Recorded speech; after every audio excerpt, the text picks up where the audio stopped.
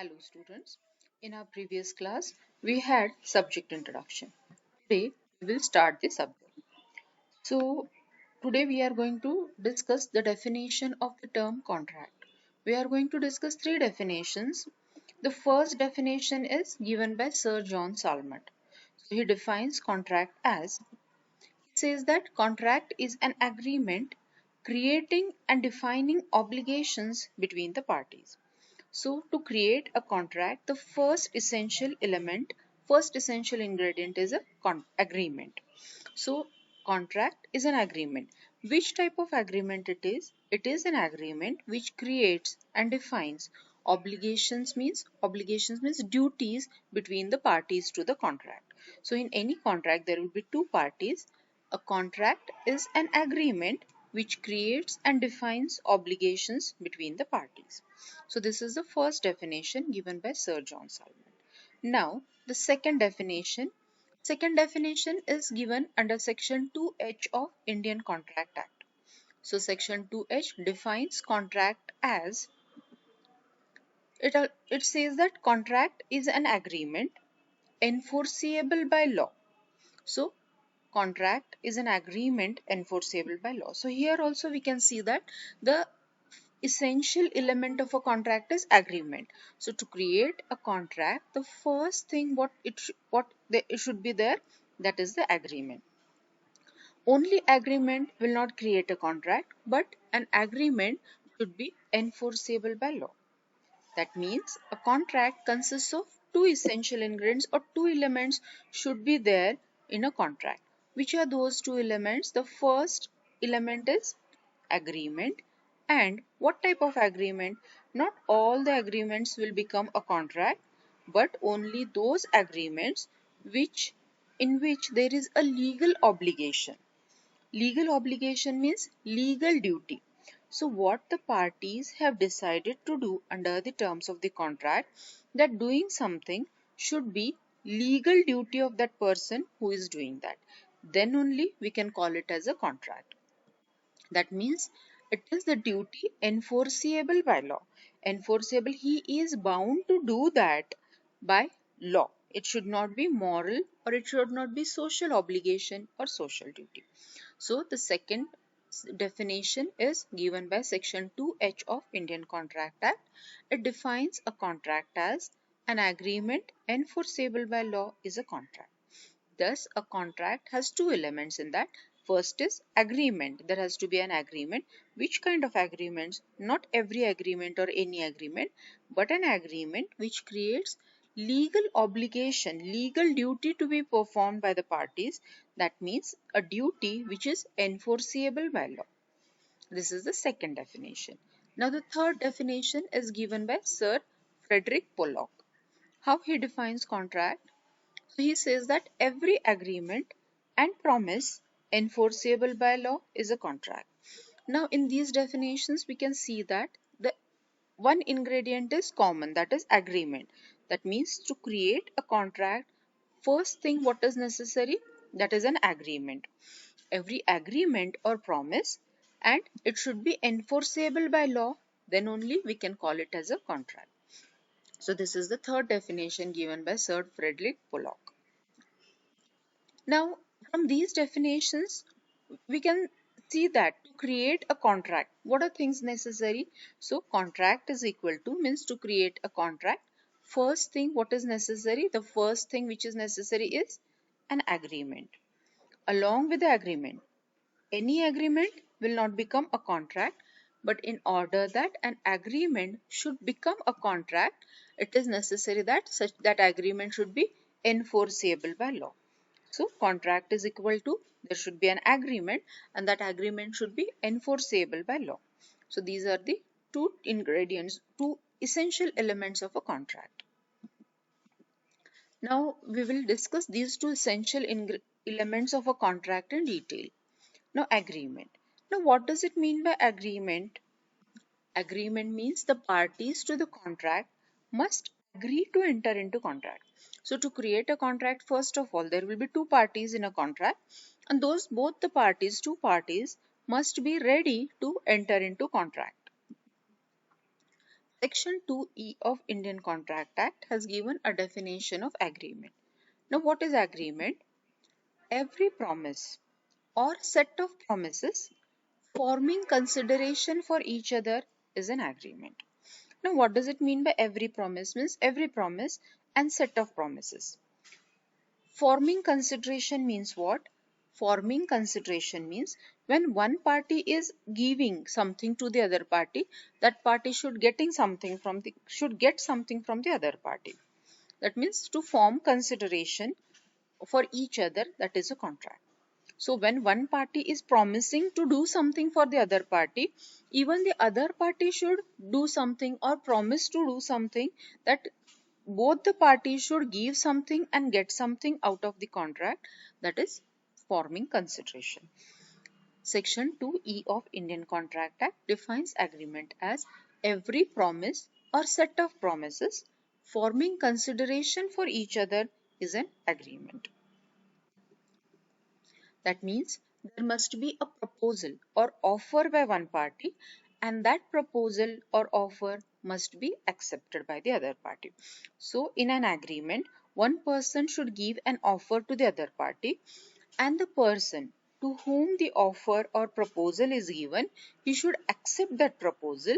Then only it will become an agreement between the parties. So, to create an agreement, what is necessary? To create an agreement, first there should be offer given by one person, and that offer should be accepted by the person to whom the offer is given. For example, A makes an offer to B. He says that I want to sell my car to you for 2 lakh rupees. So he gives an offer to sell his car to B for 2 lakh rupees. B accepts this offer. When B accepts this offer, after B's acceptance, that offer after being accepted, it becomes an agreement between A and B. It becomes a promise between A and B. So, agreement. So, A gives an offer to B to sell his car to 2 lakh to B for 2 lakh rupees.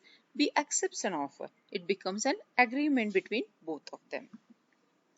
So this offer after acceptance becomes a promise, and promise is an agreement between A and B. So to create contract, first thing should be agreement. To create agreement, first thing there should be offer, and that offer should be accepted by the party, then it will become an agreement between the parties. Now whenever there is an agreement between the parties, it is said that there should be consensus ad idem. Now, what does it mean by consensus ad idem? So, this is a point on which always there will be a question for 2 marks. What do you mean by consensus ad idem? Consensus ad idem means identity of mind. That means parties are agreed upon the same thing in the same sense. Identity of mind means parties have agreed upon the same thing in the same sense. Now, what does it mean by same thing in the same sense? Say for example, A is giving an offer to B to sell his car for 2 lakh rupees. A has two cars. One is new car and another is old car. While giving an offer, A is thinking about old car and he has given an offer.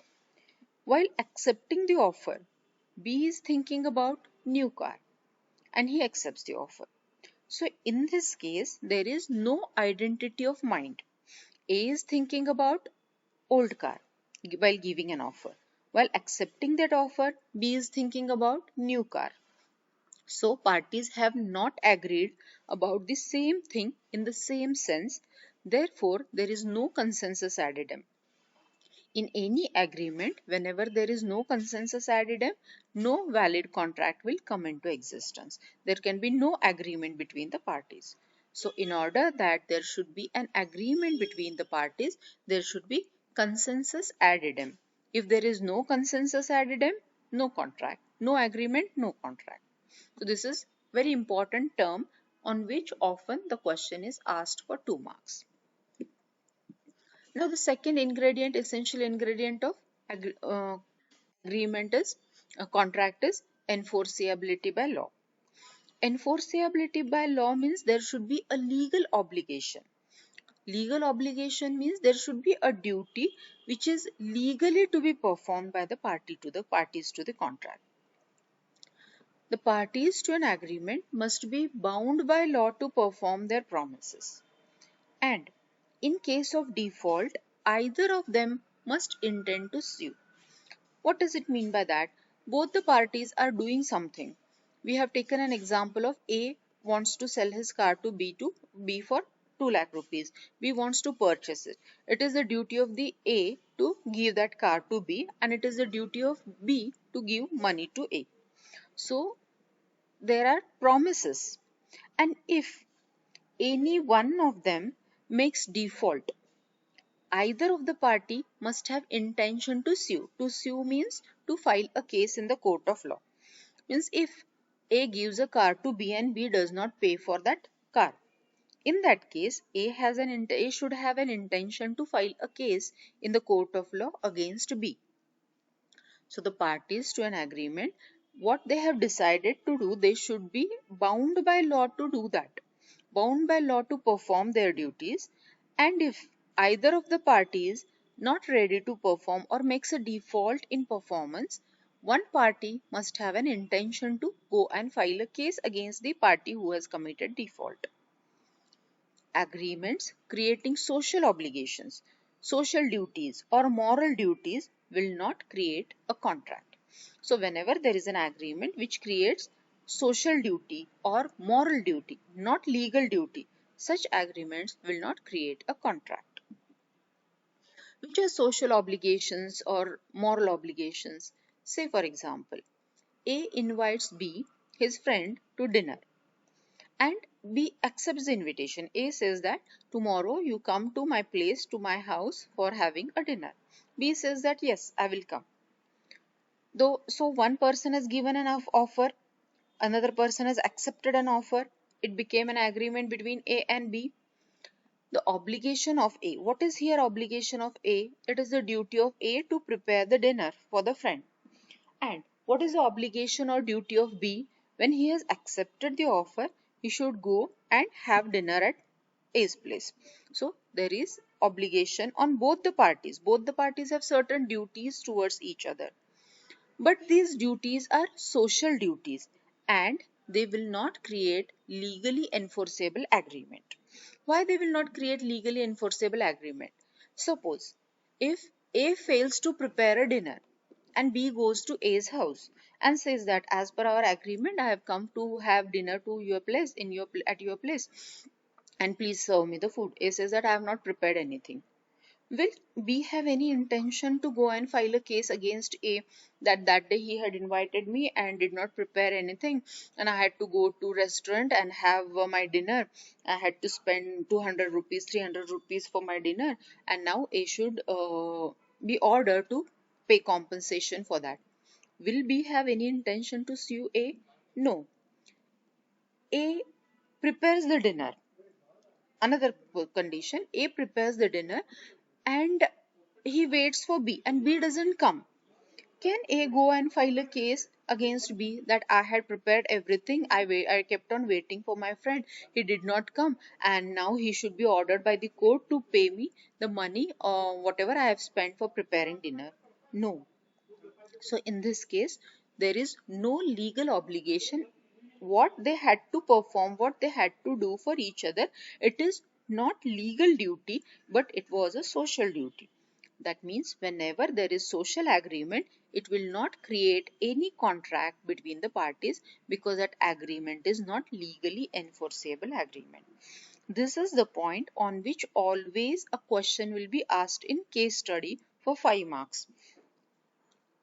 Another situation, one friend promises the other friend that if you find this subject, you are finding this subject very difficult, before exam I will help you with this subject. He says that yes, it will be very helpful for me and thank you very much. That person during exam, he does not help that person with studies or anything. Can the other friend will go and file a case against that person who has given an offer? No. So that was a moral duty of one friend towards the another friend. It was not a legal duty. So to create a valid contract, what is necessary? It should be a legal obligation which is enforceable by law. That means if one person makes a default, another person should have an intention to sue that person, to file a case against that person in the court of law. And again, in order to create a valid contract, it is necessary that the subject matter of contract should not be against law or against public policy. Now, what is subject matter? Subject matter of contract means the thing regarding which the contract is entered into, or what the parties have agreed to do in contract, that is called as subject matter. So if it should be legal and it should not be against public policy.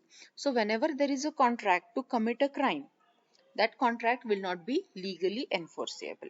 So when one A says to B that you go and beat C, A promises B, says, gives an offer to B that I will pay you 10,000 rupees if you will go and beat C.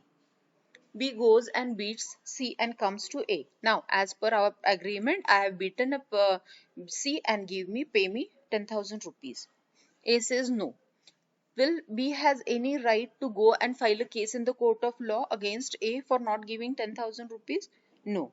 Because what they have decided to do in contract, subject matter of contract itself is against law or against public policy. So today we have discussed the definition of contract. What are the two essential ingredients of a contract? From definition, contract, there should be an agreement, and that agreement should be legally enforceable agreement. It should be a legal duty to be performed. Then we have seen elements of agreement. To create we have seen that element of contract, that is enforceability of law. So in next class we will start the discussion about the essential elements of valid contract. Thank you.